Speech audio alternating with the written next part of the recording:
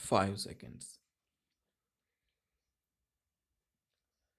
I have been asked this evening to speak to you about social services.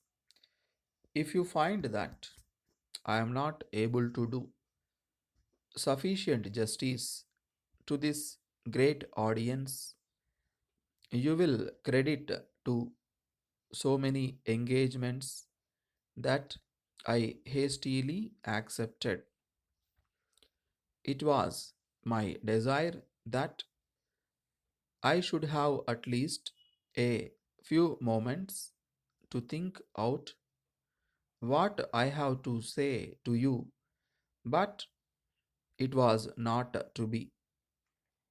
For social service, as for any other service on the face of the earth, there is one condition indispensable, namely proper qualifications on the part of those who want to render social service or any other service.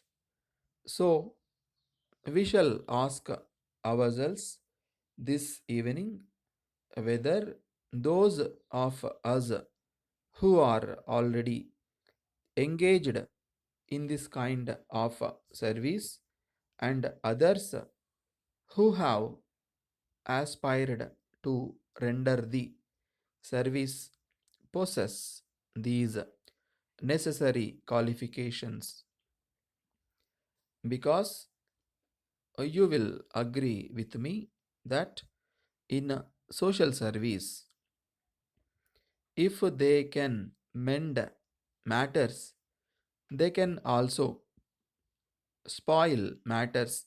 And in trying to do service, however well intended that service might be, if they are not qualified for that service, they will be rendering not service but disservice. What are those qualifications? They are of universal application and they are necessary for any class of work, much more so in social service at this time of the day in our national life, in our dear country. It seems to me we require truth in one hand and fearlessness in the other hand. Unless we carry the torchlight, we shall not see the step in front of us, and unless we carry the quality of fearlessness, we shall not be able to give the message that we might want to give.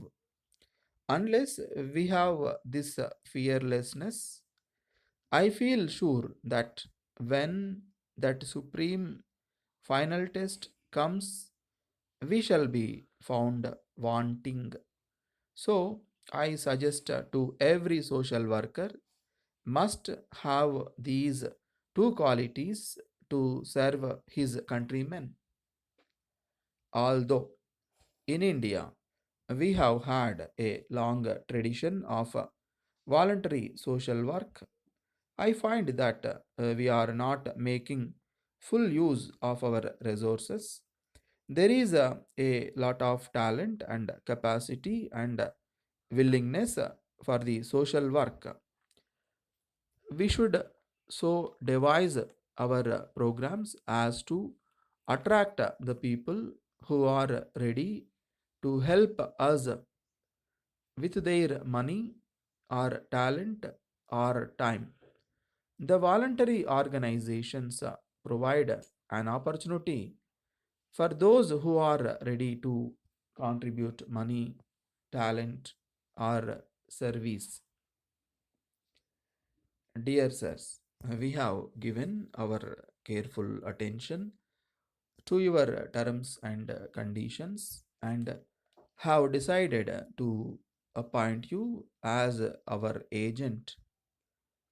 We appoint you as our agent in the first instance for a period of 2 years from January next and agree to allow you commission on all orders received direct or indirect from buyers in yours for reasons mentioned in our earlier letter.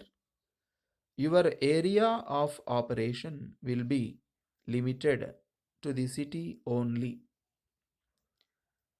Of all the orders received from outside the city and the state, whether we have already represented for many years past, we can allow you only 5% commission on the net amount of all sales effected by you on our behalf.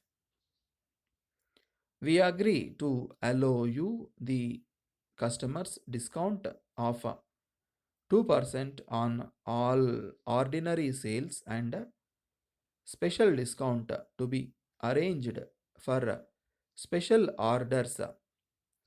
We should be glad to receive your confirmation of the above terms at your earliest convenience. Yours faithfully,